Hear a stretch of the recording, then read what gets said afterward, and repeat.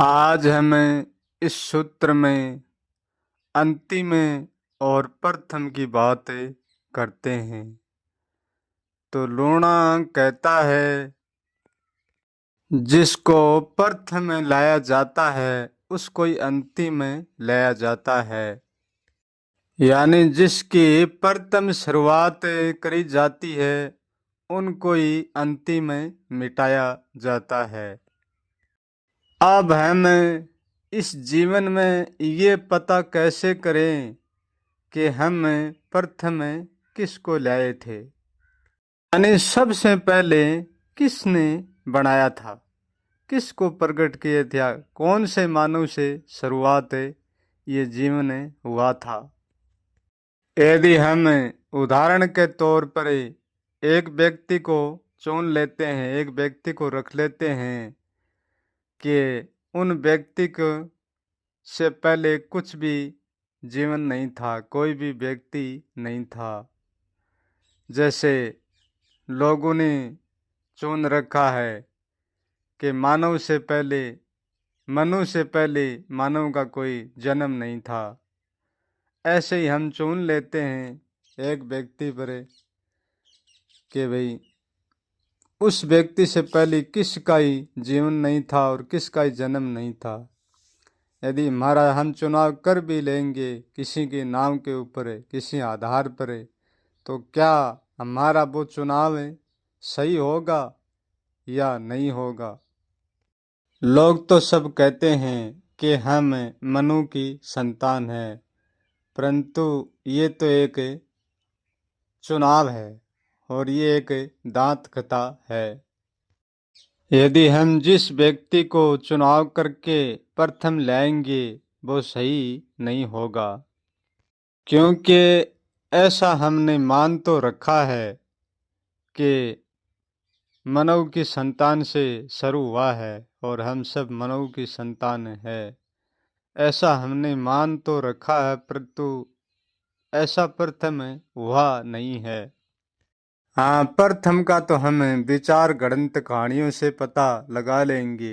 हाँ, वो पता सही तो नहीं होगा, परंतु हम लगा लेंगे। वैसे हमने लगा रखा है, मानव को ऊपर लगा रखा है कि मानव की संतान ये है, सारी मनु की संतान, ये तो पता लगा रखा है। परंतु उसका अंतिम कहाँ होगा, किस व्यक्ति पर होगा। जैसे प्रथम तो मनु से कर ली, अब अंतिम किस मनु पर होगी। शुरुआत तो हमने मनु से कर दी और मनु से तो अनेक मानव हो चुके। मनु से शुरू हुई तो मनु के साथ ही अंत भी हो गई। प्रश्न ये उठता है कि मनु से शुरू हुआ तो मनु से ही अंत हो गया। जब मनु से जीवन शुरू हुआ और मनु से ही अंत हो गया तो समझो फिर जीवन आज होता ही नहीं। तो ये जीवन लीला जैसे हम देखते हैं, जैसे हम सोचते जानते हैं, वैसी नहीं होती है। अब इस बात का कौन पता लगा सकता है कि संसार के सारे मानव अंतिम हो गया और जो अंतिम ही सबसे अंतिम होया है उसका क्या नाम होगा।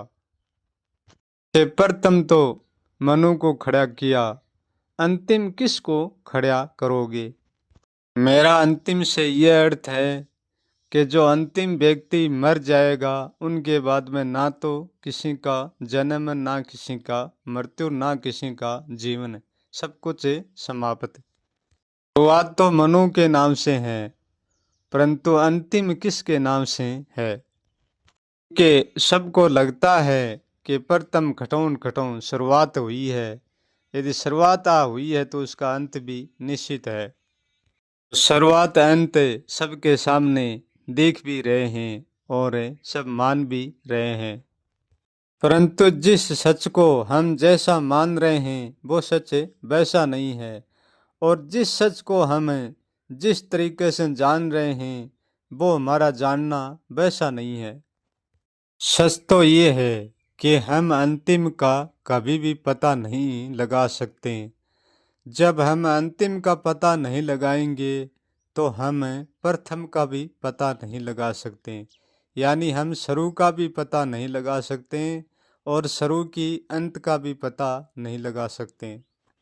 जो हमने शुरू और अंत का पता लगा रखा है वो हमारे एक मन की गढ़ंत है, इनसे ज़्यादा कुछ भी नहीं। क्योंकि ना तो कोई प्रथम का पता है और ना कोई अंतिम का पता है, ये दुनिया बेपते की है। शिल्प ये पते में उलझ रही है परंतु उनका पता है नहीं। क्योंकि जो मोड़ है उसको मोड़ भी कहना ठीक नहीं है। वो ना तो अंतिम है और ना वो प्रथम है। जो अंतिम है प्रथम नहीं है वो कहीं पर भी नहीं है और उनके बारे में कोई भी प्रश्न नहीं किया जाता। समझो जिनकी शुरुआत है वही उनकी अंत है। परंतु यहाँ सब शुरुआत को लेकर घूमते हैं, अंत को लेकर नहीं घूमते हैं। जो अंत को लेकर घूमता है और जो अंत को जानता है वो कभी भी शुरुआत को लेकर नहीं घूमता है।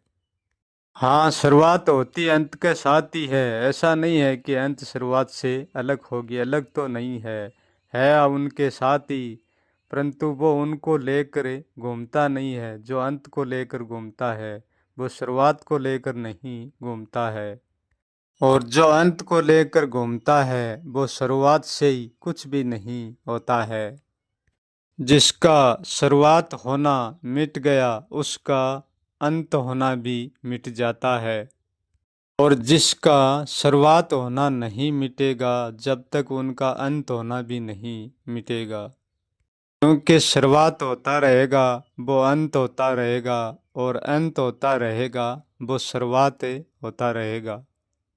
जब हम शुरुआत में हमेशा लगे रहेंगे तो हम अंत में भी हमेशा लगे रहेंगे। जब तक ये शुरुआत और ये अंत अपने आप को अच्छे से नहीं समझ पाएगी, जब तक ये ऐसे ही चलती रहेगी, ये कभी नहीं रुकने वाली है। क्योंकि मिटना बात अलग है और अंत होना बात अलग है। क्योंकि अंत की और शुरुआत की सीमा होती है, मिटने की कोई सीमा नहीं होती है। जहाँ तक हमारी दृष्टि जाती है वहाँ तक हमारी शुरुआत रहती है और जहाँ हमारी दृष्टि नहीं जाती है वहाँ हमारी अंत हो जाती है। दृष्टि रुक जाती है वहाँ दृष्टि का अंत हो जाता है।